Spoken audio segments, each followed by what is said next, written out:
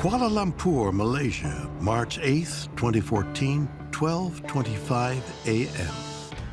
Malaysia Airlines Flight MH370 prepares to depart from Kuala Lumpur International Airport en route to Beijing. On board are 227 passengers and a flight crew of 12.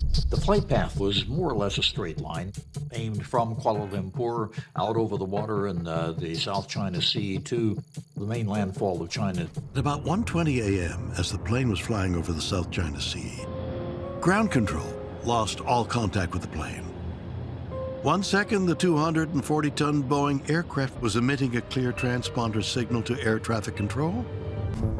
Although the aircraft was lost on civilian radar screens, unbeknownst to ground control, military radar was able to track the plane for another hour. And what it detected was baffling. The flight path did a 90-degree turn to the left, basically on a southwestern heading, and disappeared into the vastness of the Indian Ocean. We don't know the motivation for doing this. By 7:20 a.m., 1 hour after it was scheduled to land, authorities in Beijing realized that Flight MH370 was not going to reach its destination. A search and rescue operation was immediately launched, and it quickly became the most expensive and difficult in aviation history. When the wreckage did not turn up, officials were eventually forced to admit that all 239 people on board the flight had perished.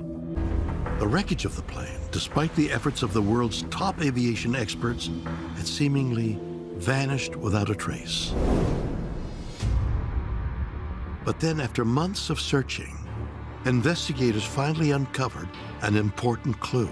Information revealed by the ACAR system was shocking. It showed that the plane did not crash anywhere near where it was last detected. It actually changed course and kept on flying. Based on this data, aviation experts believe that the plane most likely crashed somewhere in the southern portion of the Indian Ocean after running out of fuel.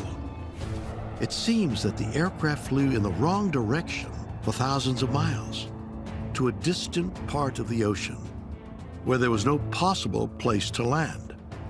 But how could that have happened? While the theory that the plane was hijacked may sound logical, authorities thoroughly checked the background of all the passengers and crew, and none of them fit the profile of a hijacker.